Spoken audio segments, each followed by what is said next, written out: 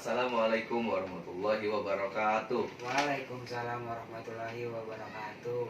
Pada pertemuan kali ini, Bapak ingin menyampaikan materi tentang puisi. Sebelum kita memasuki materi, alangkah baiknya kita membaca basmalah terlebih dahulu.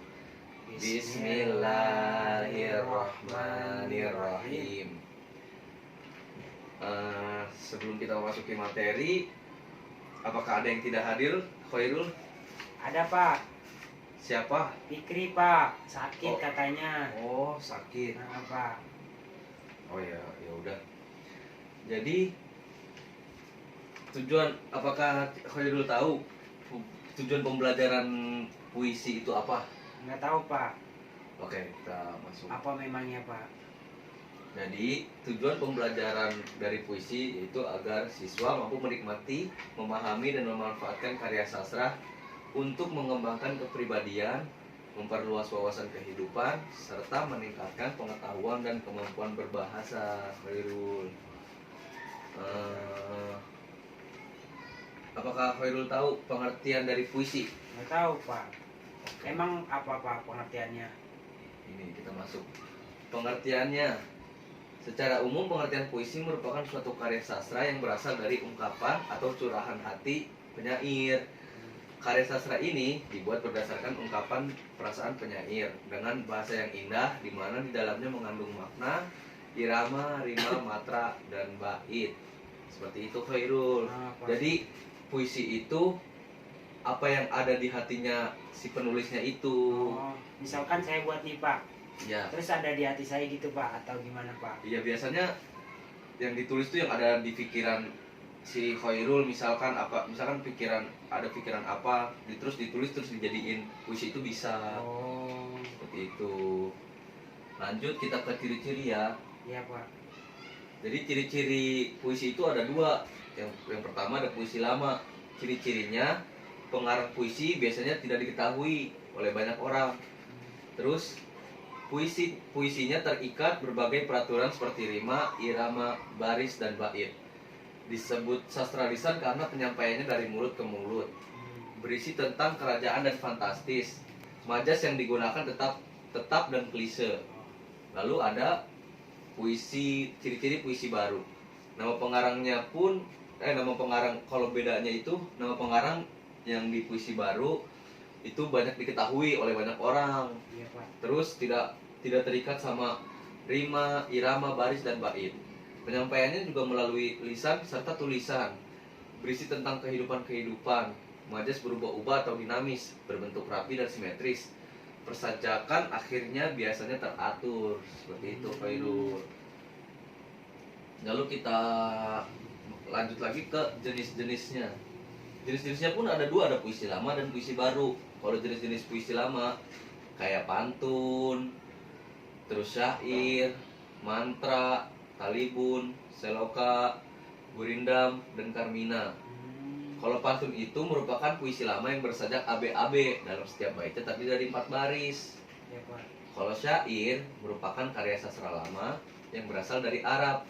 Tiap baitnya juga berisi 4 baris, tapi sajaknya adalah A.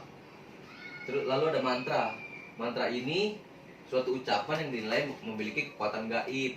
Lalu ada talibun, merupakan pantun genap yang di setiap baitnya terdiri dari 6, 8, atau 10 baris. Terus ada seloka, puisi Melayu klasik yang berisi perumpamaan atau pepatah yang mengundang sindiran, ejekan, dan senda gurau.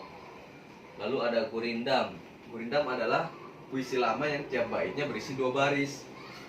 Biasanya bersajak a sama kayak syair.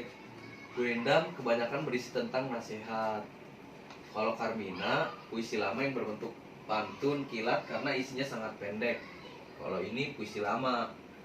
Lalu kalau puisi baru ada balada. Balada ini merupakan tentang kisah atau cerita yang terdiri dari 3 bait, yang setiap bait berisi 8 baris dengan rima AB, BC, CB. Himne, puisi baru yang berisi tentang pemujaan terhadap Tuhan, tanah air, dan pahlawan-pahlawan yang dianggap penting dan sakral. Contohnya himne itu biasanya Khairul tahu kan himne guru. Tahu Pak, Nah, yang nyanyi itu kan Pak. Iya, Oh. lagu himne guru. Nah, itu bisa dijadikan puisi tapi dijadikan lagu juga. Oh, Lalu- berarti kalau himne itu sebenarnya puisi Pak atau Sebenarnya puisi tapi dijadikan lagu. Jadi oh. seperti itu. Lalu ada romansa. Romansa ialah puisi yang berisi luapan perasaan sang penyair tentang cinta kasih. Tapi biasanya nih efek-efek romantis seperti orang-orang dewasa. Ode. Ode ini puisi baru yang berisi tentang sanjungan untuk seseorang yang berjasa.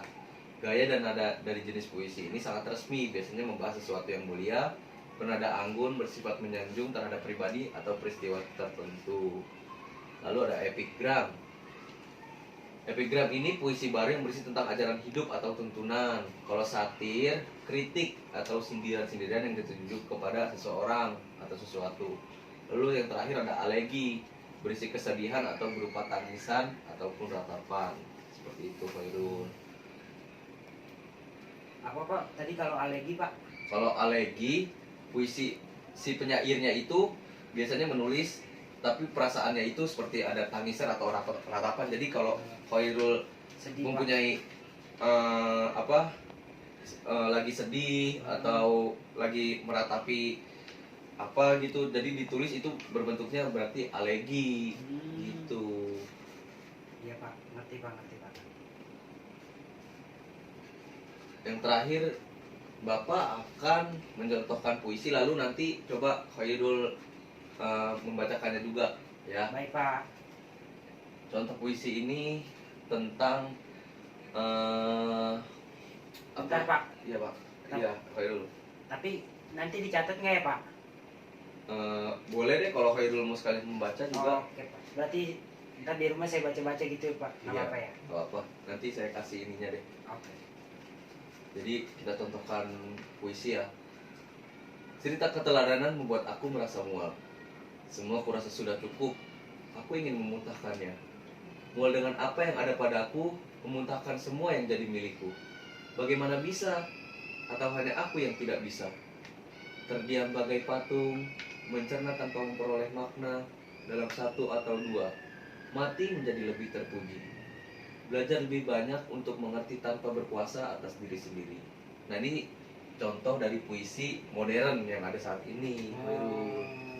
Coba Khairul bisa bacakan. Oke. Saya Baca. coba ya Pak ya. Iya. Contoh puisi. Cerita keteladanan membuatku merasa mual. Semua kurasa sudah cukup. Aku ingin memuntahkannya. Mual dengan apa yang ada padaku. Muntahkan semua yang jadi milikku. Bagaimana bisa? Atau hanya aku yang tidak bisa? Terdiam bagai batu, mencerna tanpa memperoleh makna dalam satu atau dua. Mati menjadi lebih terpuji. Belajar lebih banyak untuk mengerti tanpa berkuasa atau diri sendiri. Gitu nggak Pak? Ih, bagus Khairul. Kamu kayaknya ada bakat buat jadi puisi, buat ini jadi penyair puisi. Kan nama saya udah Hairul Anwar Pak. Oh, kayak gitu ya. Parah nih Bapak. Nah, materi puisi ini sudah selesai Khairul.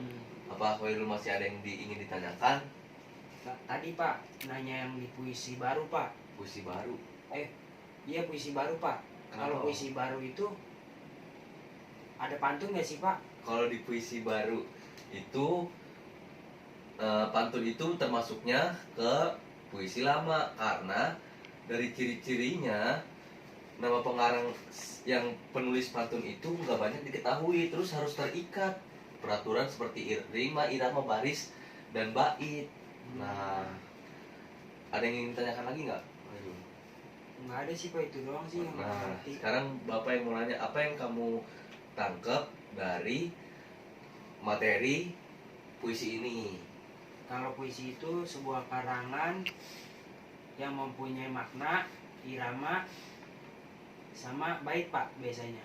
Iya. Ya nggak sih Pak? Bagus, cuman sedikit kurangnya. Apa Pak? Jadi rangkuman dari materi Bapak puisi ini yaitu puisi merupakan suatu karya sastra yang berasal dari ungkapan atau curahan hati penyair.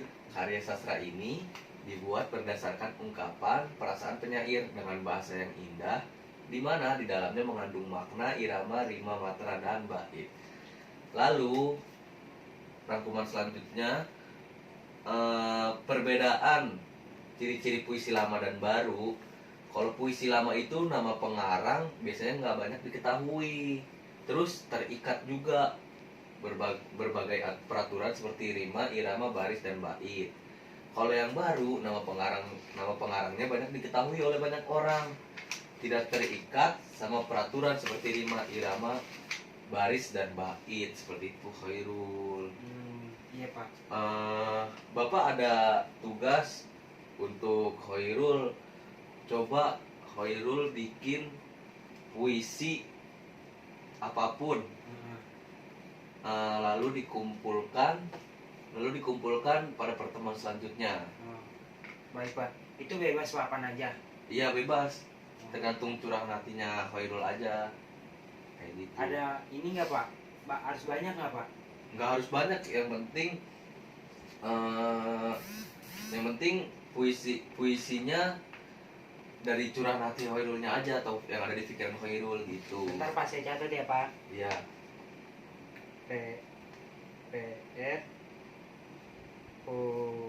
Puisi.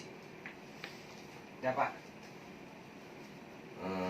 Ya udah, sekian dari Bapak tentang materi puisi.